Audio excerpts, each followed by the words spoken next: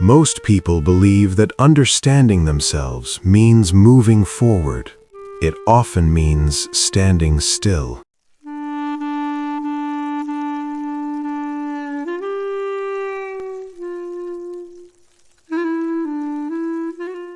There is a particular kind of silence that fills a room when danger has been completely removed. It is not the silence of peace, nor is it the silence of rest. It is heavier, denser. It is the air of a life where nothing is permitted to disrupt comfort. It feels like a waiting room for an event that will never arrive. Imagine a life where every choice, every micro-decision is optimized for safety. We are not speaking of physical survival. We are not talking about seatbelts or helmets. We are speaking of emotional safety. It is the decision not to answer the phone when an unfamiliar number appears, protecting yourself from the unpredictable demand of a stranger's voice. It is the decision to stay home rather than navigate the unpredictable currents of social life, avoiding the potential awkwardness of a lull in conversation. It is the choice to withhold your true opinion, to swallow your words, simply to avoid the slight tremor of disagreement. These moments feel instinctive, almost invisible, but in their sum, they create an architecture. They build a world that is perfectly controlled, perfectly predictable. The landscape of time becomes smooth, seamless, flowing from one moment to the next without interruption. The jagged edges of reality, the friction that usually snags our attention, are sanded down. In this carefully curated life, the spikes of adrenaline that once signaled learning, challenge, or growth are absent. The awkward interaction never happens. The misstep, the embarrassment, the sting of rejection, all avoided. Relief is constant. Comfort is persistent. On the surface, all is calm. You feel a sense of mastery. But mastery over what? You have mastered the art of eliminating risk, discomfort, and surprise. Yet, this calm is deceptive. It is not vitality. It is preservation. Life is happening around you, chaotic, vibrant, uncontrolled, while inside, everything is under glass. The stillness feels safe, but in truth, it is a cage. The air is recycled, the light is artificial, and slowly, without you noticing, the walls are closing in. To understand this state of stasis, we must look inward and name the machine at work. This is not a personality flaw. It is a specific psychological mechanism known as experiential avoidance, driven by safety behaviors. When the mind detects discomfort, be it the fear of failure, the anxiety of vulnerability, or the tension of conflict, it reacts automatically. The amygdala, the ancient alarm system of the brain, does not easily distinguish between a tiger in the bushes and an awkward pause at a dinner party. To your nervous system, social threat is existential threat. So, the mind generates a command: retreat, withdraw, neutralize. You cancel the date.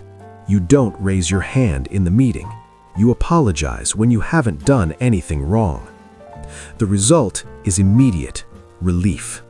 The anxiety drops instantly. The chest loosens. The heart rate slows. And this is where the trap is set. Your brain records this sequence as a success. It learns a dangerous equation: avoidance equals survival. At first, this seems sensible. Why suffer unnecessarily? But over time, the nervous system adapts. It becomes hypervigilant.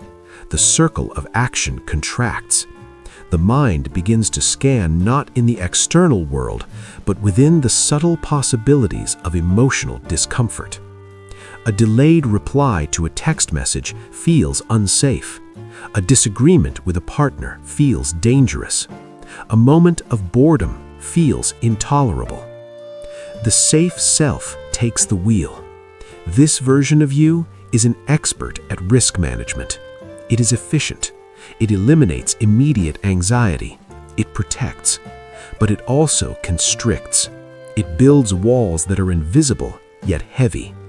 The space within becomes smaller. The world outside, the world of friction, chance, and chaos, begins to look hostile, simply because you have forgotten how to navigate it.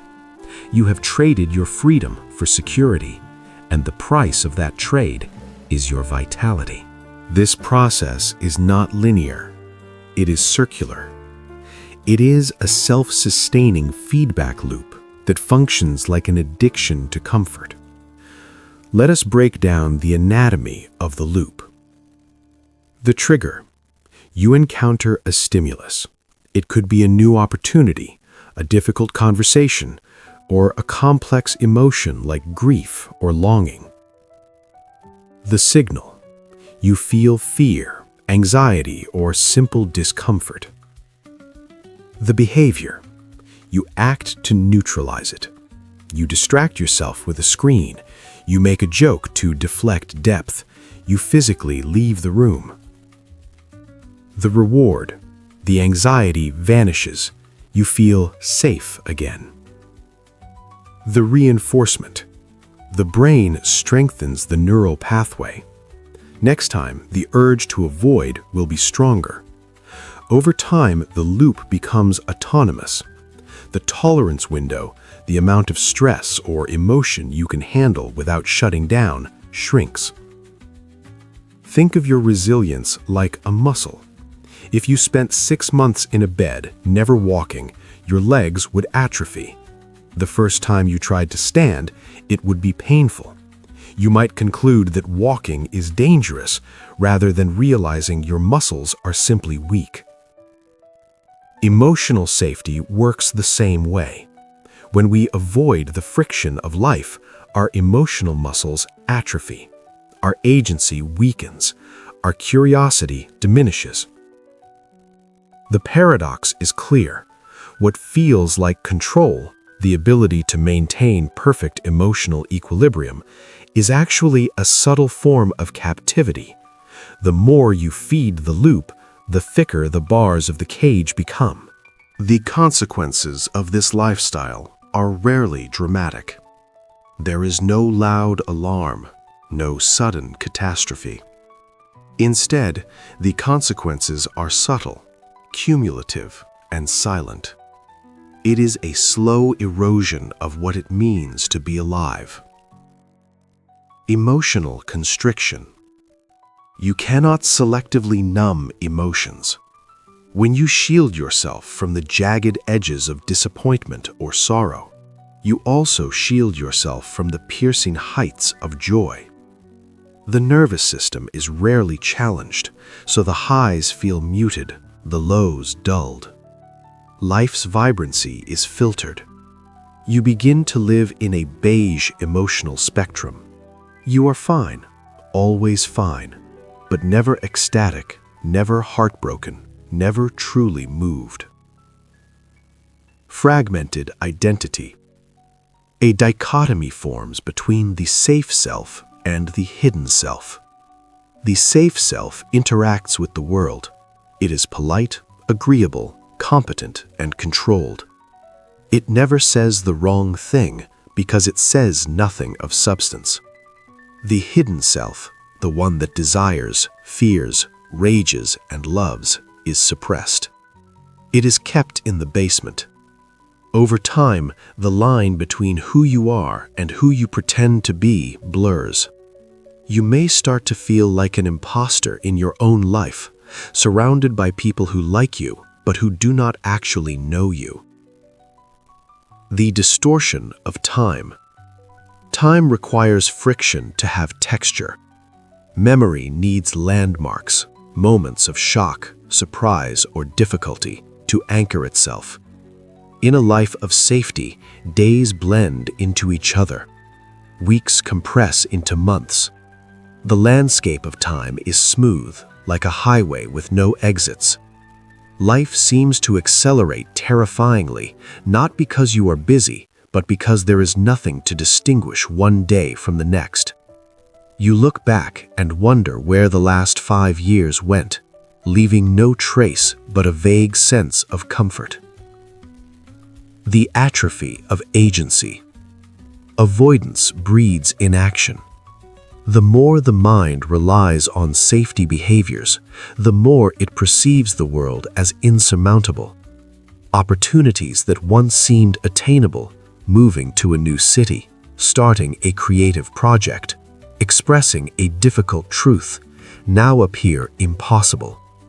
The walls that were built for protection now constrain movement, thinking, and action. The engine of your will is quietly idling, rusting in the garage. The simulation of connection. True intimacy demands vulnerability. It demands the risk of being misunderstood, rejected, or hurt. By curating interactions to avoid discomfort, we experience connections only in controlled doses. We have contacts, not friends. We have partners, not soulmates. We are socially competent, yet profoundly isolated. We are surrounded, yet alone in plain sight. Let us ground this in reality. Consider the person who meticulously avoids conflict. Their social life is harmonious. They are the peacemaker. But when genuine intimacy arises, they feel unequipped. They cannot define a boundary. They cannot say no. The very skills required to navigate a deep relationship, negotiation, friction, repair, have vanished.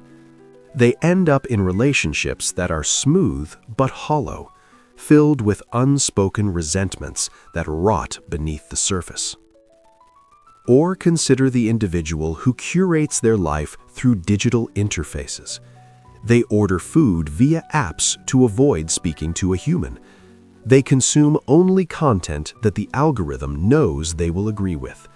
They text instead of calling to control the pacing of communication. Life is orderly. Comfort is preserved. Yet they notice a subtle emptiness, a lack of surprise, a scarcity of meaningful coincidence. They have engineered the chance out of their existence. They are bored, a deep existential boredom that no amount of entertainment can cure, because the boredom comes from a lack of risk. These examples show that a life of safety is also a life of subtle loss. Each step taken to avoid discomfort narrows perception, reduces agency, and diminishes depth.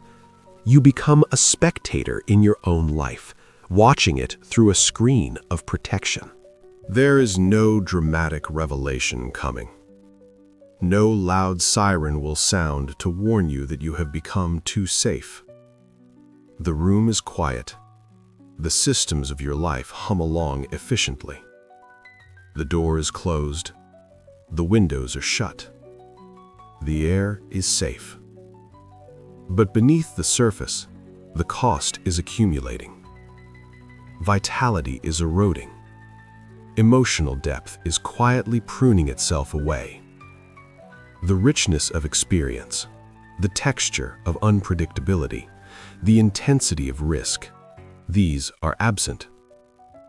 The invitation here is not to act immediately. It is not to burn down your life or to recklessly seek danger. The invitation is simply to observe. Notice the walls you have built.